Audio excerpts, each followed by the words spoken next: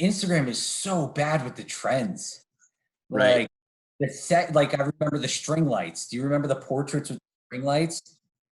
One photographer, one professional did that, and it was everywhere. And then the other one was like the girl who's like posing like this at night, and then she has the color wheel around Oh God. Oh yeah.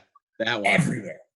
It's like I've never even attempted to do that. I don't even want to try to do it now. It's like I have been with people who really wanted to try it out. So I was like, I mean, shit, we're not doing it. Like we go out to shoot the Milky Way, and it doesn't rise for 2 hours. You want to do this? I'm like, yeah, why not? Like it's cool. I'm not hot enough to do that. So like I'm right. crane model, and I'm Yeah. like trying to do stuff. Right. Yeah, it's like in order to qualify to be that, spinny person, like right. your ass has to at least be able to get 2,000 likes or more without any hashtags.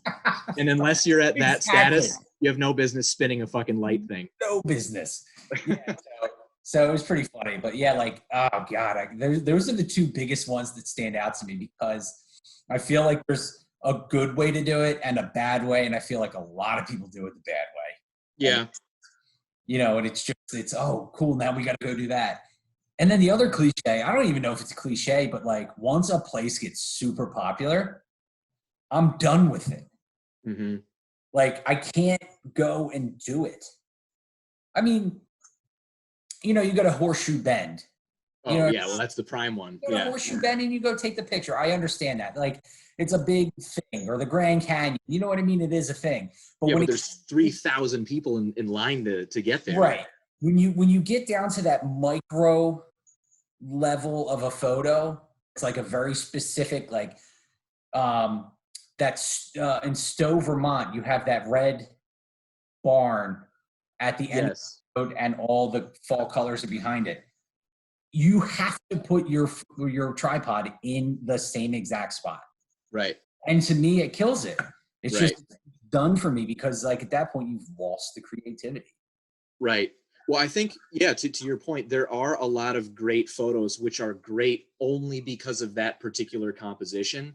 It's a beautiful scene. Like, like sometimes you're just walking around in the woods and you say to yourself, man, like this is such a, trippy environment, or this is such a cool, like the light is doing something or whatever. And you're like, man, this is really cool. And then you're just like, I have no idea. I mean, maybe this doesn't happen to you. I don't know. But I'm sitting there and I'm like, I have no idea how to shoot this. I just don't. I just, like, I'm looking around. I'm like, this is great, but I do not know how to shoot this. And I think there's some places where it's like, you could try 100 other things. And it's like, nope, like that's the composition and that original person did it, and stop.